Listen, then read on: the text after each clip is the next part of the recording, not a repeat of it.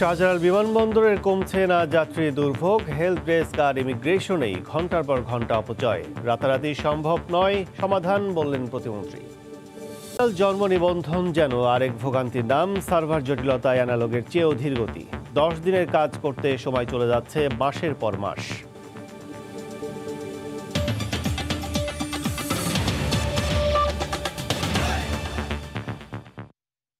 ভোরের সময় সঙ্গে আছি আমি কাজল আব্দুল। নামে আন্তর্জাতিক কিন্তু সেবা পেতে বেসামাল অবস্থা। ট্রলি ছাড়াই কেউ টানছেন লাগেজ, আবার কেউ তুলছেন মাথায়। দীর্ঘ যাত্রার পর বিমান থেকে নেমেই হেলথ ডেস্ক আর ইমিগ্রেশনের আনুষ্ঠানিকতার পর লাগেজ পেতেও কেটে যায় ঘন্টার পর ঘন্টা। এমন সীমাহীন দুর্ভোগ মাথায় নিয়েই হযরত শাহজালাল আন্তর্জাতিক বিমানবন্দর ব্যবহার করছেন দেশি বিদেশি যাত্রীরা।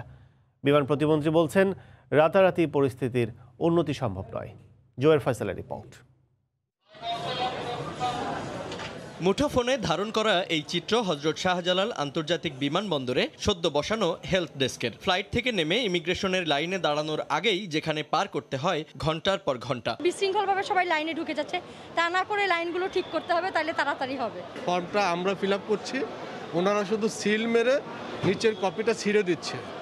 এটা অনলাইন ভিত্তিকও হতে পারত। সুতরাং আগে দর্শনধারী পরে গুণবিচারী, এই প্রবাদটি সত্যি হলে প্রথম দেখায় বিমানবন্দরে নেমেই যে কারো বাংলাদেশ সম্পর্কে জন্মাবে নেতিবাচক একটা ধারণা। কলকাতা থেকে ঢাকা উড়ানে সময় লাগে বড়জোর 1 ঘন্টা, কিন্তু ঢাকায় নেমে হেলথ ইমিগ্রেশন ডেস্কের লম্বা লাইন পার হয়ে লাগেজ নিয়ে বিমানবন্দর থেকে বের হতেই সকাল গড়িয়ে বিকেল। স্ক্যানারে সব কিছু দেখা যায় না, আপনি কি এনেছেন না এনেছেন সব দেখা যায় না। স্ক্যানার কিসের জন্য? তাহলে আপনার যদি 10 বার ধরে চেক করা লাগে তো স্ক্যানারের কোনো মানে হয় না।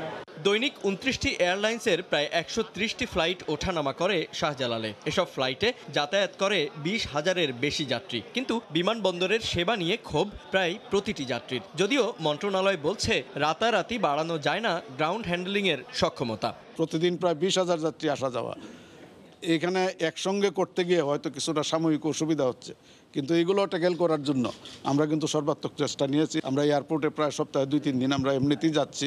কিন্তু এভিয়েশন বিশেষজ্ঞরা মনে করেন আন্তঃমন্ত্রণালয় সমন্বয়ের অভাব আর সময় উপযোগী সিদ্ধান্ত নিতে না পারায় দেখা দিয়েছে অচল অবস্থা। কোন সময় আমার এয়ারপোর্টের উপরে চাপ থাকবে, কোন সময় আমার অবস্থার কি হবে না হবে, এগুলো তো আমরা যারা এয়ারপোর্ট পরিচালনা করছে তাদের জানার কথা। দৈনিক 8 ঘন্টা রানওয়ে বন্ধ থাকায় এয়ারলাইন্সগুলোকে পুনর্বিন্যাস করতে হয়েছে ফ্লাইটের সময়। শীতকালীন দিনের অল্প সময়ে তাই বাড়তি চাপে শাহজালাল বিমানবন্দর। জুবায়ের ফয়সাল, সময় সংবাদ, ঢাকা। রেমিটেন্সের রেকর্ড যাত্রার মাঝে এবার নগদ সহায়তার পরিমাণ আরেক দফা বাড়ালো সরকার। এখন থেকে বিদেশ থেকে যে কোনো দেশ থেকে বৈধ চ্যানেলে দেশে পাঠানো প্রতি 100 টাকায় বাড়তি 2 টাকার জায়গায় মিলবে 2.5 টাকা। এক বিজ্ঞপ্তিতে তথ্য দিয়ে অর্থ মন্ত্রণালয় জানিয়েছে, নতুন বছরের প্রথম দিনে প্রবাসী কর্মীদের প্রতি এটি প্রধানমন্ত্রী শেখ হাসিনার উপহার।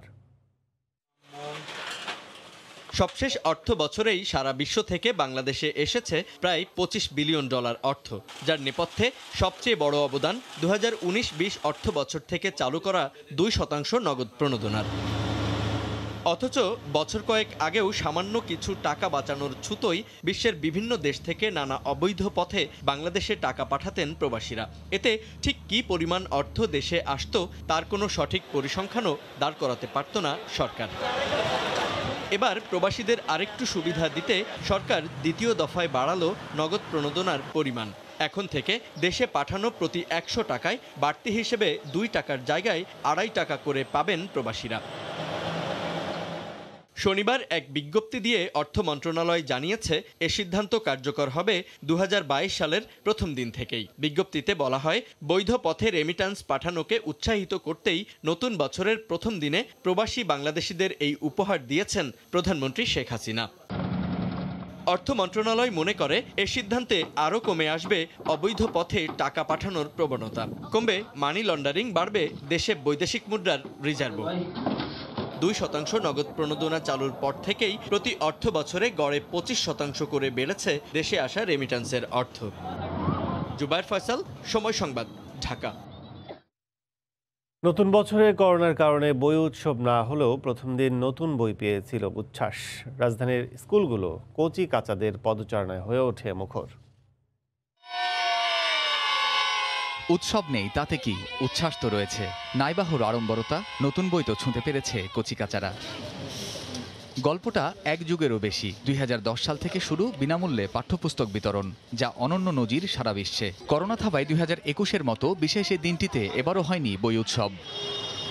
সকাল থেকেই রাজধানীর স্কুলে স্কুলে অভিভাবকের সঙ্গে বই সংগ্রহ করতে আসেন ক্ষুদে শিক্ষার্থীরা। নতুন ক্লাসের বই হাতে পেয়ে যেন তাদের খুশির অন্ত নেই। ভালো লাগছে, নতুন বই পেয়েছি, খুশি লাগছে। বাসায় গিয়ে নতুন রঙিনের ছবি আছে, সেগুলো দেখবো, পড়বো, অনেক আনন্দ করব।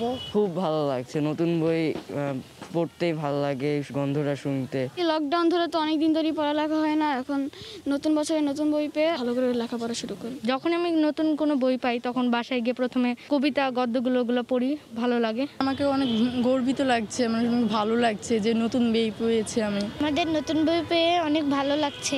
অভিভাবক ও শিক্ষকরা বলছেন, বই হাতে পেয়ে শিশুদের মাঝে যে আগ্রহ ও ভালো লাগা তৈরি হলো, শিক্ষা প্রতিষ্ঠানের ধারাবাহিক পাঠদান তা আরও বেগবান করবে। বাচ্চারা যে প্রথম দিন এটা বই পেল, এটা তাদের পড়াশোনার ক্ষেত্রে অনেকটাই তাদেরকে এগিয়ে নিয়ে যাবে। বই উৎসব না হোক, বাচ্চাদের হাতে সরকার প্রথম দিনে বইটা উঠাই দিছে, এটা অনেক ভালো হয়েছে। ওরা নতুন করে ওদের জীবন শুরু করবে, ওরা পড়াশোনামুখী হবে। কোভিড-19 প্রাদুর্ভাব এখনো রয়েছে, সেজন্য আমরা বিভিন্ন ক্লাস ভাগ করে বই দিচ্ছি। সংক্রমণ এড়াতে শনিবার পাঠ্যপুস্তক বিতরণ শুরু হলেও একদিনে সব ক্লাসের সবাইকে বই না দিয়ে ধারাবাহিকভাবে 12 জানুয়ারি পর্যন্ত চলবে এ কার্যক্রম। নতুন বইয়ের রঙিন মলাট আর ভেতরের পাতায় পাতায় ঘ্রাণের মুগ্ধতায় মাতোয়ারা শিক্ষার্থীরা। অতিমারি করোনা যেন আর কখনোই স্থবিরতায় গ্রাস করতে না পারে কোমলমতিদের শিক্ষাজীবন। নতুন বছরে এই প্রত্যাশা সবার। কামরুজ্জামান মামুন, সময় সংবাদ, ঢাকা। এদিকে ঢাকার বাইরেও নতুন বইয়ের ঘ্রাণে মাতোয়ারা শিশুরা। চাহিদা মতো এখনও বই পাওয়া না গেলেও শিগগিরই মিলবে বলে জানান শিক্ষা কর্মকর্তারা।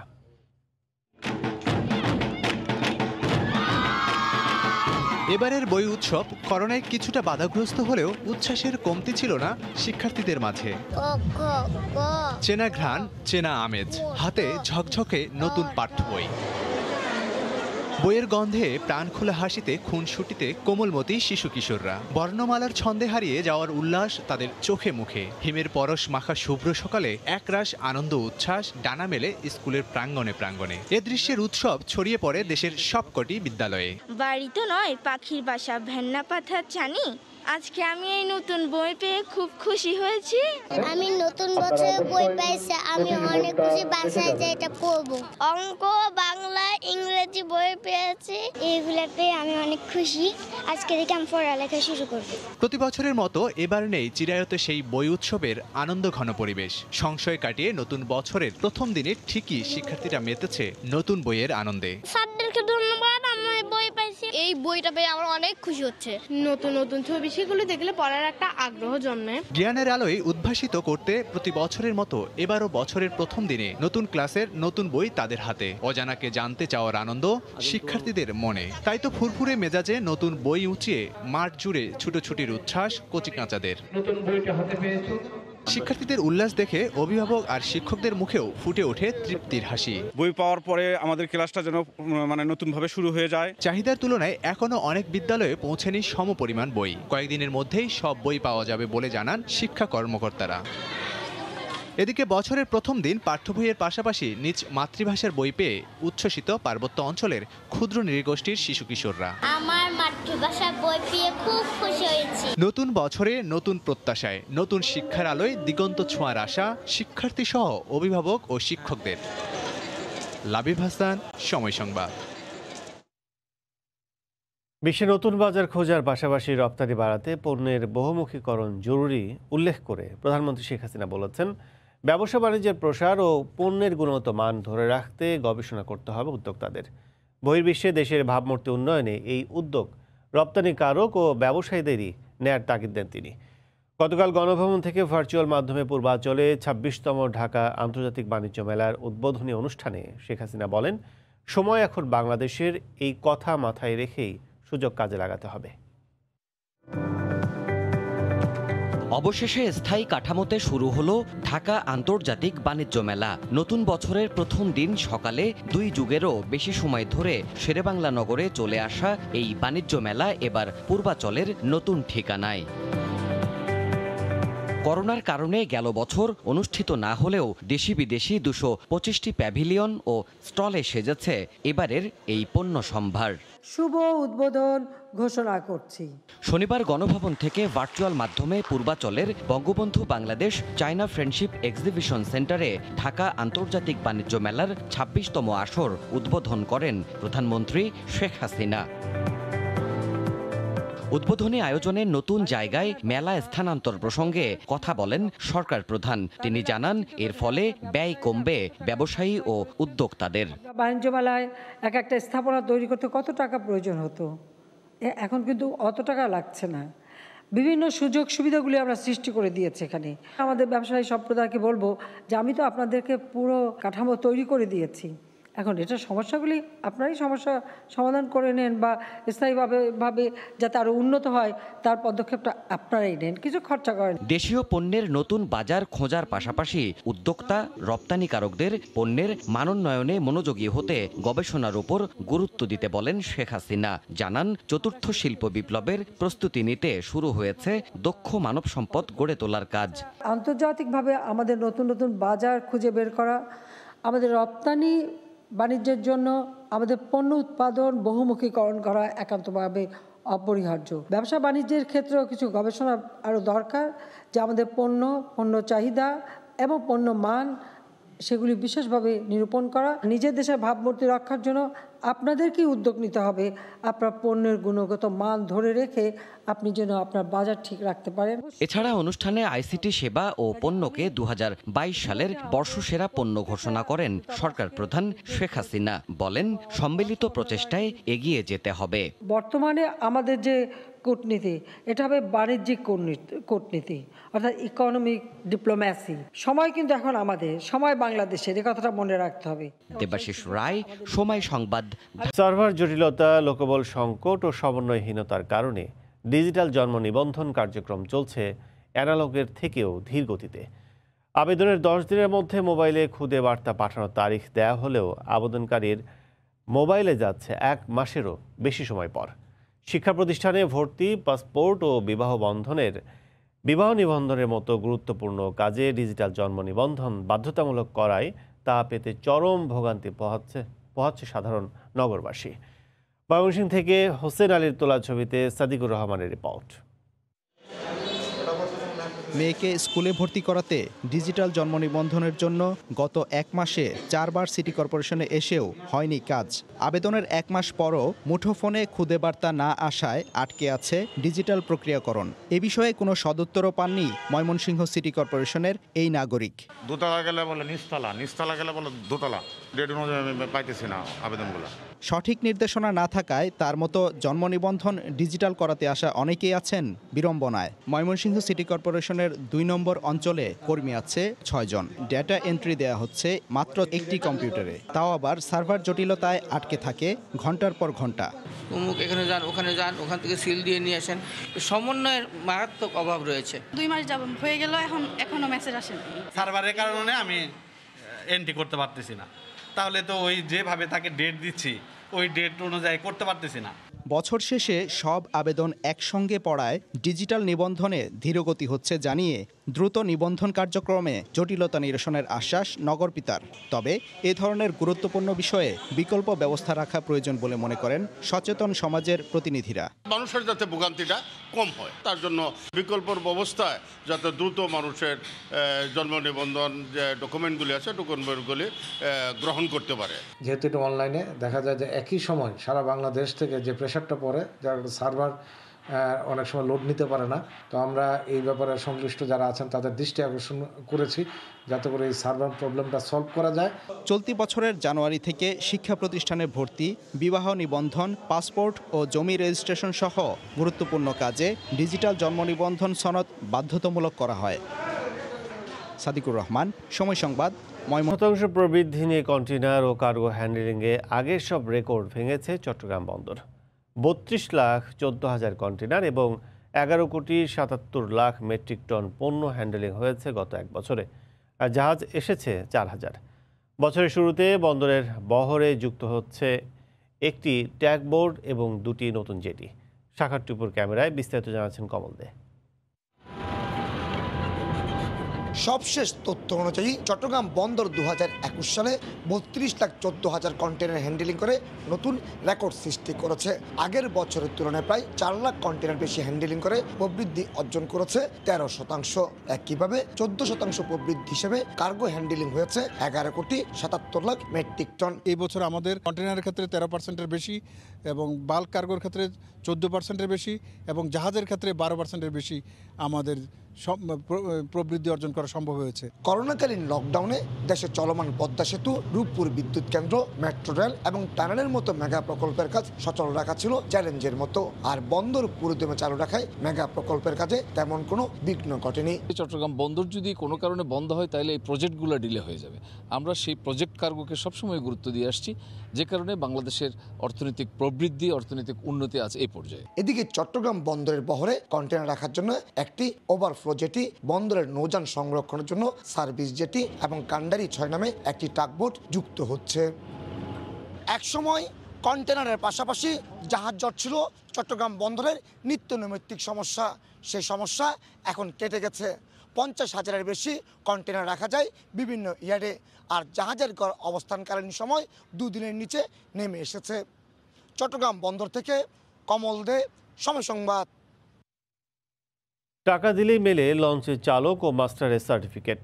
নৌযানগুলোর সার্ভে রিপোর্ট নদীতে নয়, অফিসে বসেই আর্থিক লেনদেনে শেষ হয় বলে জানান লঞ্চ মাস্টাররা। পর্যাপ্ত নিরাপত্তা সামগ্রী থাকে না লঞ্চগুলোতে, যাও বা আছে তা ব্যবহারই করতে জানেন না স্টাফরা। এমন পরিস্থিতি থেকে বাঁচতে নৌযানের নিরাপত্তার সক্ষমতা বাড়াতে সরকারের প্রতি দাবি জানিয়েছেন পর্যবেক্ষকরা। সুজয় দাসের তোলা ছবিতে অপূর্ব রিপোর্ট।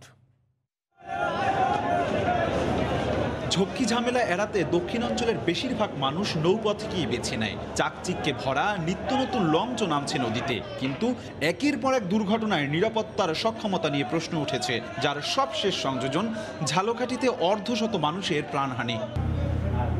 ঢাকা বরিশাল সহ দক্ষিণের নদীতে 60টিরও বেশি লঞ্চ চলে, তবে এগুলোতে ধারণ ক্ষমতার চেয়ে বেশি যাত্রী বহন, যাত্রী তুলনায় বয়া, লাইফ জ্যাকেট না থাকা, পর্যাপ্ত অগ্নি নির্বাপন ব্যবস্থার শূন্যতা থাকে বলেই দুর্ঘটনা ঘটে বলে জানান এ পথের পর্যবেক্ষকরা।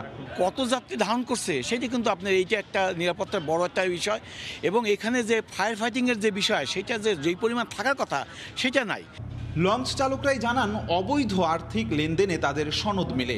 লঞ্চের সার্ভে রিপোর্ট হয় ঘুষের বিনিময়ে। টাকার বিনিময়ে সার্টিফিকেট আসতেছে। আপনি জাহাজে বসে রয়েছেন, আপনার সার্টিফিকেট হয়ে গেছে, মতিঝিল থেকে সার্টিফিকেট এসে গেছে। এই লঞ্চের এই মালিকের কাছ থেকে অমুক টাকা চেয়েছে, সেক্ষেত্রে আপনি আমাদের নৌবাহিনী দপ্তরে অভিযোগ করেন। আমাদের ডিজি মহোদয় অত্যন্ত সজ্জন ব্যক্তি এবং তিনি খুবই কঠোর, এইসব বিষয়গুলোতে তিনি অবশ্যই ব্যবস্থা নেবেন। লঞ্চে নিরাপত্তা সামগ্রী যাও বা আছে তা অনেক ব্যবহারই করতে জানে না স্টাফরা। লঞ্চ মালিকরা প্রশিক্ষণের দাবি করেছেন আধুনিক নিরাপত্তা সামগ্রী যুক্ত আছে বড় লঞ্চগুলোতে। এদেরকে আরও ভালো ট্রেনিং দিতে হবে, এদেরকে আরও প্রশিক্ষণ দিয়ে এদেরকে গড়তে হবে। বিআইডব্লিউটিএ বলছে এখন থেকে তারা আরও বেশি সতর্ক হচ্ছেন।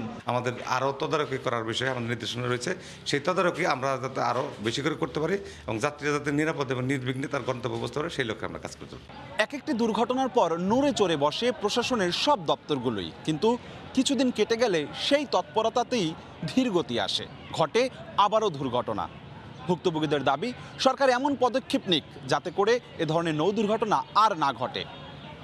অপূর্ব অপু, সময় সংবাদ, বরিশাল।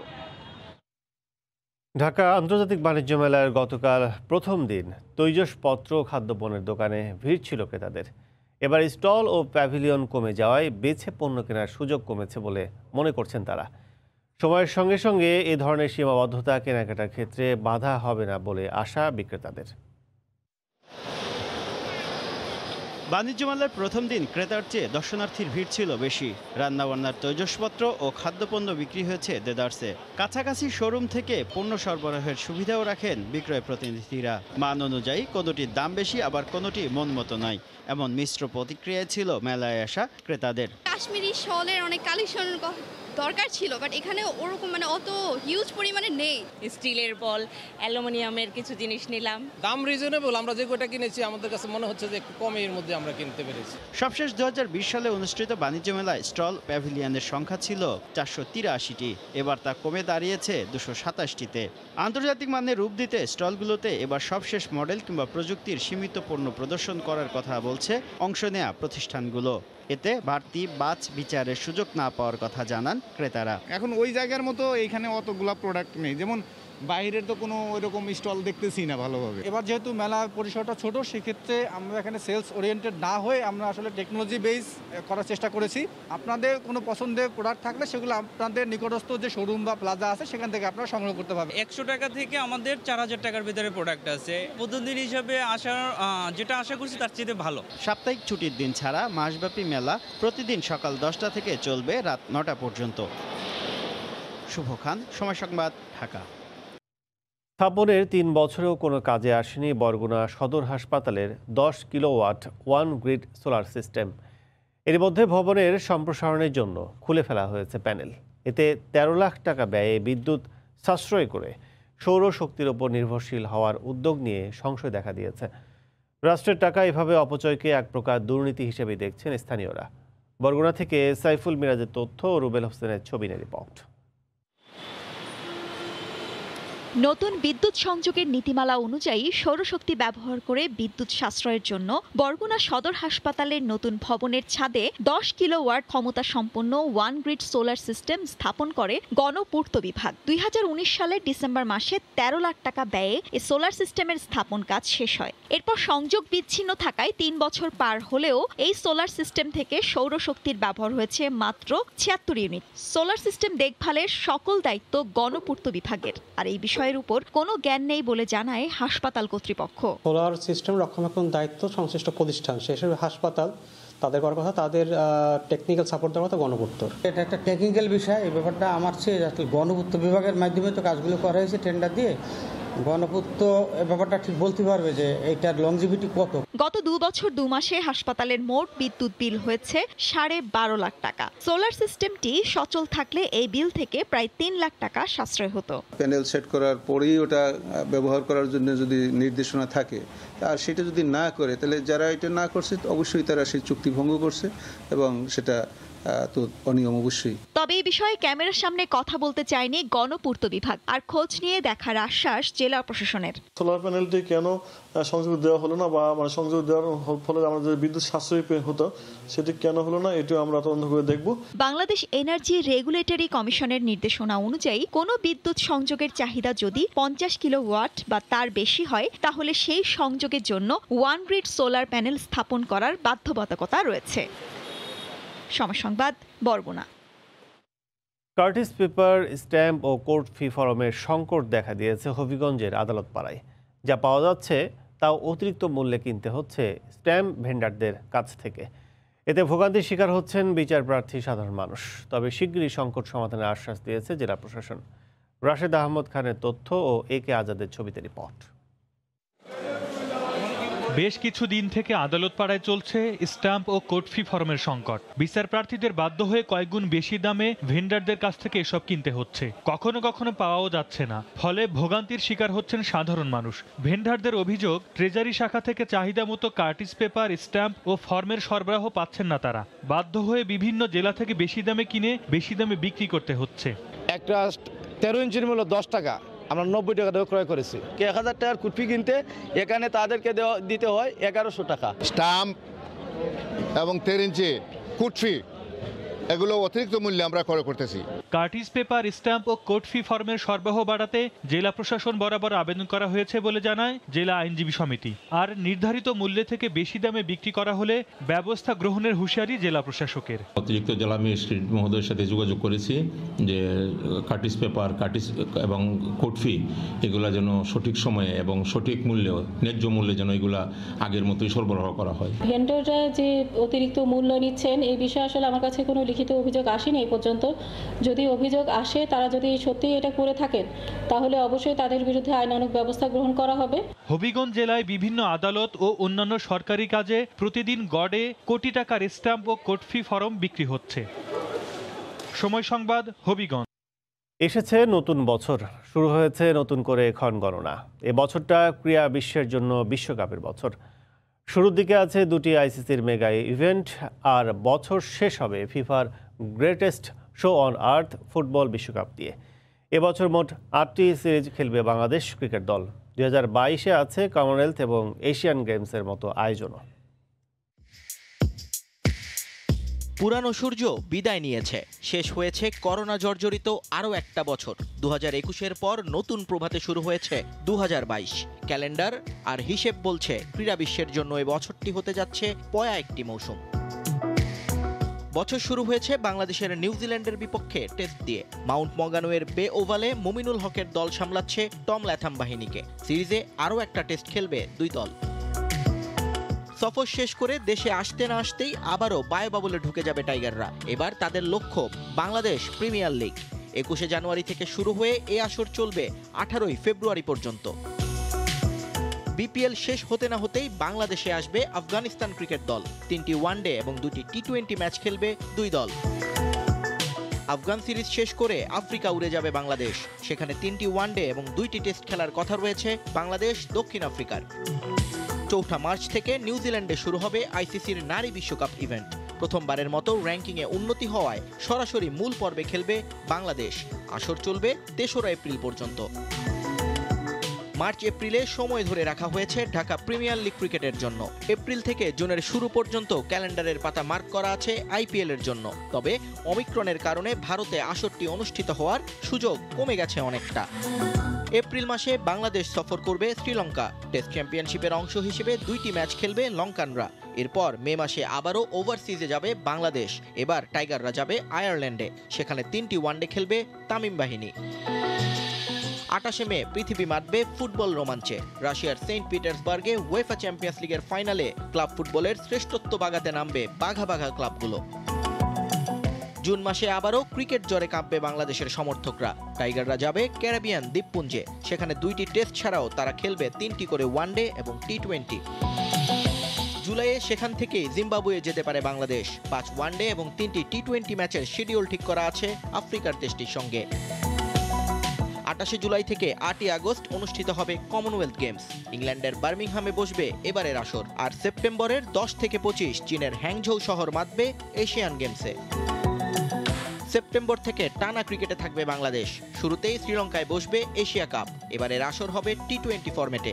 সেখান থেকে দেশে ফিরে আয়ারল্যান্ডকে আতিথ্য দেবে বাংলাদেশ। একটি টেস্ট সমান 3টি ওয়ানডে এবং টি20 খেলবে দুই দল। সিরিজটা শেষ হতে না হতেই অস্ট্রেলিয়ার দিকে উড়াল দেবে লাল সবুজের দল। প্রথমবারের মতো টি20 বিশ্বকাপে সরাসরি মূল পর্বে খেলবে টাইগাররা। আর বিশ্ব আসর শেষ হতে না হতেই ভারত আসবে ঢাকায়। 2টি টেস্ট আর 3টি ওয়ানডেতে টিম ইন্ডিয়াকে আতিথ্য দেবে বিসিবি। আর বছরটা শেষ হবে greatest show on earth FIFA বিশ্বকাপ ফুটবল দিয়ে। কাতারের প্রচণ্ড গরম ঠেকাতে জুন জুলাইয়ের পরিবর্তে নভেম্বরে অনুষ্ঠিত হবে এবারের মেগা ইভেন্ট। আর এ আসর দিয়ে শেষ হচ্ছে 32 দেশের বিশ্বকাপ। যুক্তরাষ্ট্র থেকে আমন্ত্রণ পাবে 48 দেশ।